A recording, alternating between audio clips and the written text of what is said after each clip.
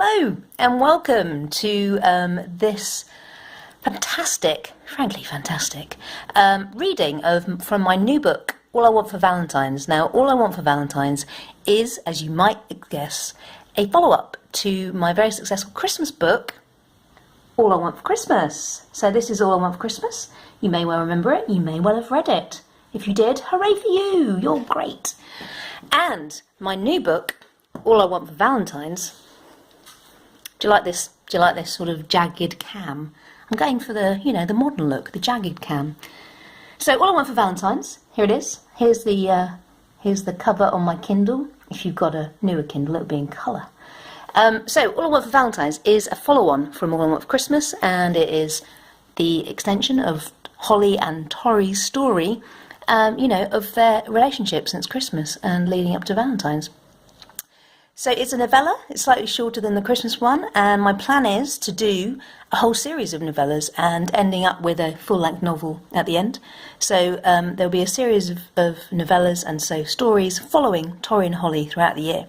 So I hope you're as excited as me about that, because I can't wait to write their story. And I'm going to be writing it in real time as the year goes on, so it's going to be pretty cool. So just to give you a little taste of this new book, here is chapter 1 of All I Want for Valentine's. Chapter 1, January, week 1. Tori tilted her head to the left, then to the right. It didn't look good whichever way she looked at it. Holly, she said. Her voice was shaky, brittle to the touch. It stuck in her throat and vibrated as she spoke. Behind her, she heard Holly's shoes squeak on the laminate floor as she turned. Can you come and look at this? Holly was frowning. Tori could just tell. You okay? Holly asked. No. Tori swallowed and closed her eyes. When she reopened them, nothing had changed. Brittany and Madonna were still floating lifelessly, the water wheel in their ample tank still turning as if nothing had happened. A wave of nausea washed over hot Tori, quickly followed by a swell of dread. I think they're dead, she said, her voice hamstrung with guilt. She knew the signs, remembered them from her own short-lived forays into the world of small fish ownership. They were probably putting up warning posters around town now. Lock up your goldfish, the Grim Reaper's back. How was she going to explain this to her neighbours when they returned from their weekend in Lisbon? Dear Matt and Kim, hope you had a great weekend away. Oh, by the way, I killed your fish, soz. Dead? Holly was beside Tori now, peering down into the tank. Oh shit, they are too. She drew in a colossal breath before running a hand through her short black hair. How can they be dead? We fed them last night, did everything they told us to do. Holly paused. Bugger. The pair stood over the tank, staring at the dead fish, willing them back to life. It didn't work. It was only January the 1st, and Tori had already managed to kill 2 living creatures. This did not bode well for the coming year ahead. What am I going to tell them? She said. We've only known them for 3 weeks, and already I've bumped off their pets. Tori put her head in her hands before straightening up. Unless, she said, pointing at Holly. Do you think we could get replacements? Go at the pet shop down the road? They need never know anything has happened. She raised an eyebrow. It could work. There was a note of desperation in her voice.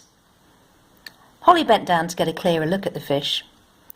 Could try, I suppose, she said. Trouble is, they're not very orange, are they? Tori bent down so that her head was beside her girlfriend's.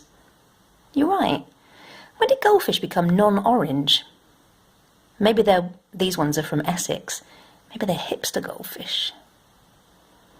Tori's nausea rose again, but that might have something to do with all the rum she consumed at last night's New Year's Eve party, along with her current predicament.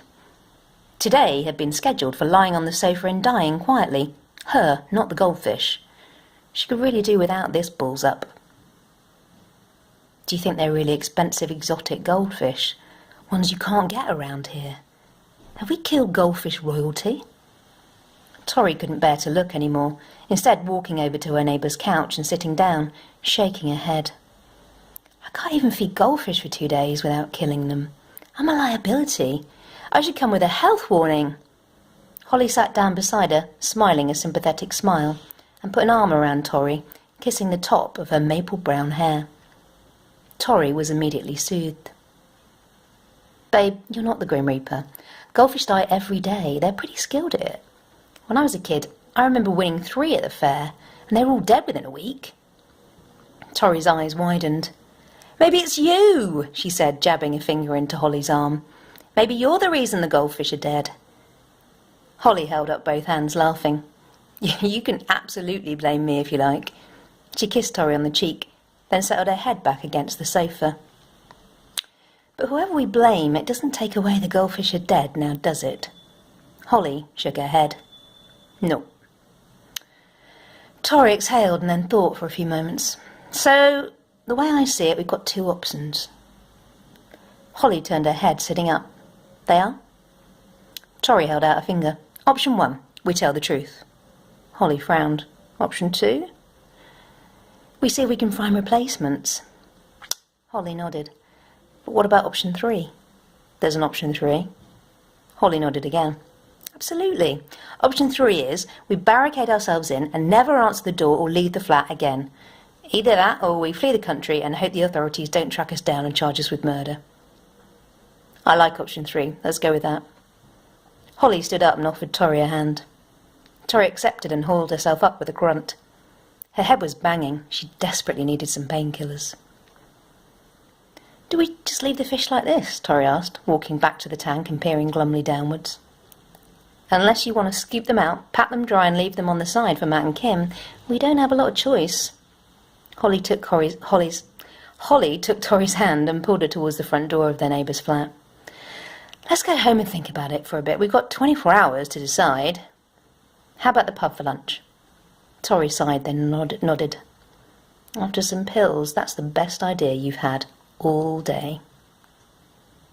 So that's it. That's chapter 1 of All I Want for Valentine's. I hope you read it. I hope you enjoy it. If you could leave me a review, that would be absolutely awesome. I already love you. I would say I'll love you forever, but I already love you. And I hope you have a fantastic Valentine's Day. And I hope you get bought all that you wanted, or cooked a lovely meal, or just treated in a beautiful way. All right.